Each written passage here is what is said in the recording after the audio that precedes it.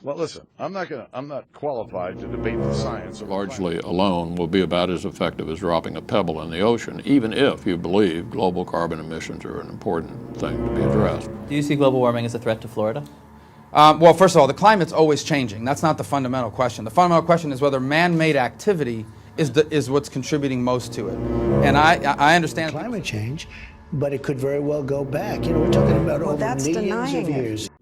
Into the Moment of Denial, an in-depth look into the climate change skepticism. The rising oceans, the pollution problem, climate change. All of these phrases mean to convey the same message. Humans are changing the planet. Through hundreds of years of mindless industry, mindless garbage production, and mindless management of said waste, humans have significantly altered both the chemical cycles and the geological functions of planet Earth. Numerous studies have documented an exponential increase in harmful compounds in our waters, our airs, and our soils, which has allowed other studies to demonstrate the long and short-term effects on biodiversity and life. Scientists are continually discovering new ways that pollution travels, which has led to the discovery of both the unforeseen and the frightening impact pollution can have on human and animal life. A great number of climate scientists believe that the Earth has reached a tipping point and that changes must be made now in order to alleviate this problem and for life to continue. That being said, with all the proof demonstrating humanity's perilous position, one would think there would be a global and unanimous effort to reduce both our wastes and our emissions. However, this is not the case. Despite climate activists' best efforts and numerous laws enacted, outspoken groups of organizations vehemently deny any and all claims of climate change, which strongly hinders any progress that might be made, whether it be through criticizing the science and methods of these reports, doing their own research, or flat out just denying the results. These groups have made it their mission to scrutinize and ignore all data that suggests anything is amiss. These organizations continue to lead the brigade against preserving our planet and unfortunately have enough power and influence to strongly sway the public opinion. Leads to the question, who are the climate change deniers? Why have they declared a war on the war against climate change? And what's it all leading to? While researching these questions, it was easy to get swept up by the sheer volume of misinformation and the absurd number of social media posts claiming to be aware of the climate change lie. However, these didn't start the movement. They're merely the consequences. No, the rejection would have to stem from somewhere else. And after much digging, I found them. A group of non-profit NGOs proudly calling themselves the Climate Skeptics, each headed by one or two influential senators and all funded millions of dollars by fossil fuel corporations and right-wing extremists. However, this wasn't the end of it. Digging more in depth, I started to notice a pattern. They were all connected and the same names kept showing up. And despite appearing like unique entities whose goals are separate yet happen to overlap, these groups really work in a fundamentally hierarchical fashion, with those at the top funding the bottom and those at the base supporting the top with research. I will demonstrate that these aren't multiple different organizations who are denying climate change. Instead, like the mythical Hydra, they are simply the many heads serving one organism's goal. It would take hours to generate an exhaustive list of these groups and how they connect to each other, so I will focus on simply 3 groups and a few individuals who have become key contributors to the skepticism. As these organizations all share striking similarities, the first group's workings will be covered in great detail, and as I continue to move up, I will begin to focus more on how they interconnect. Near the bottom of the hierarchy is the Committee for a Constructive Tomorrow, who claims to be striving towards relentlessly infusing the environmental debate with a balanced perspective on environmental stewardship.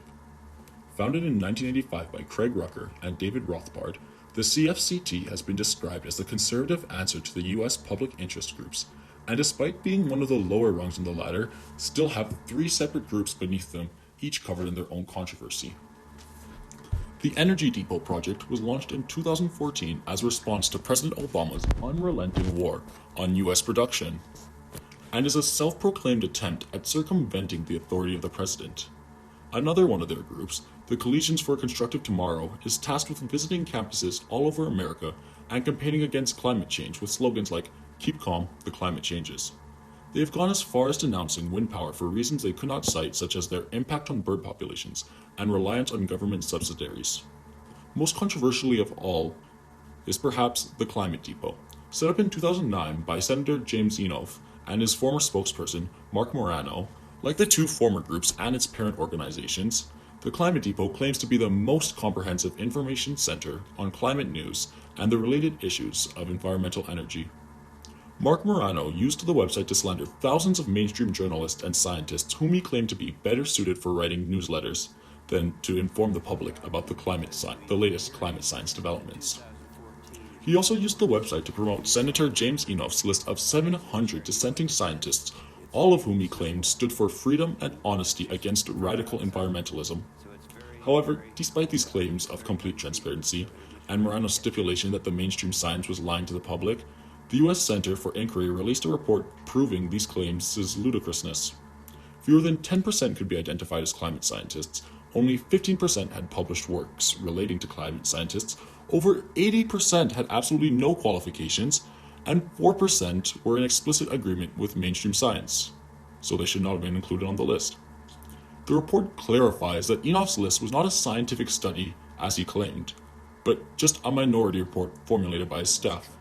They all receive millions of dollars a year from both fossil fuel companies and benefactors who would prefer to never be named.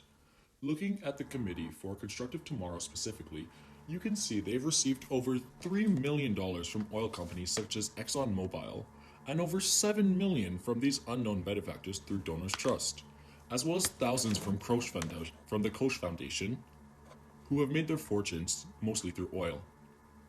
I just want to make a quick note and tell you about Donors Trust. Donors Trust is a non-for-profit company or foundation that donates millions of dollars a year to right-wing groups from conservative philanthropists who wish to stay anonymous. Alongside Donors Capital Fund, DT has been described as the dark money ATM of the conservative movement. In 2020, Paul Drusik, a senior advisor for the CFACT, was exposed for claiming to have received no fossil fuel money from over a decade, despite much evidence showing the contrary. The Committee for a Conservative Tomorrow is part of the Cooler Head Coalition, which is currently made up of 39 groups across the globe. They call themselves an informal, ad hoc group focused on dispelling the myths of global warming and are headed by Myron Ebel, whom I will get to in just a moment. They consist of contributors like the aforementioned duo of Craig Rucker, who is likened preserving the planet to a regime, and Mark Morano, who has become a proud mask slacker during COVID. The Cooler Head Coalition is reportedly working closely with the Trump administration and is even credited with helping ensure he skipped the 2016 Paris Accord. Similarly to the CFACT, they've received millions of dollars from oil companies around the globe, however, are currently funded solely by their parent organization, the Competitive Enterprise Institute. Finally, as we reach the top of this ladder, we can start detangling this web of denial.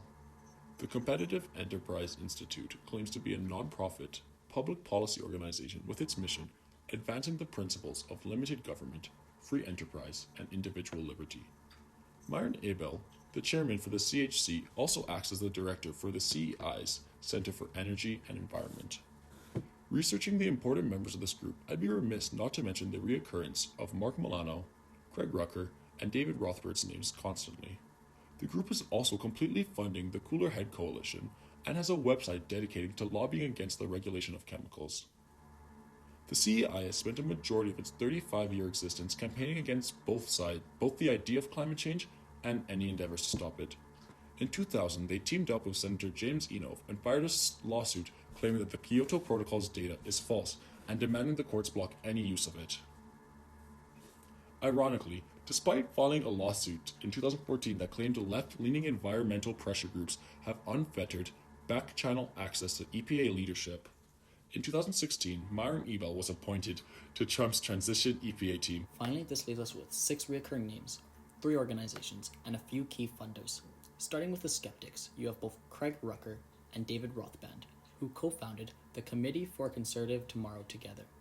Climate Depot is a project developed by them and is led by Mark Morano, who used to work with and remains in contact with Senator James Inhofe. The CFACT is a part of the CHC, which has around 40 members and is funded solely by the Competitive Enterprise Institute.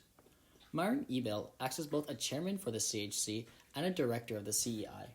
All of these groups have worked with the Trump administration in some way or another, and Myron was even placed on the transitional EPA.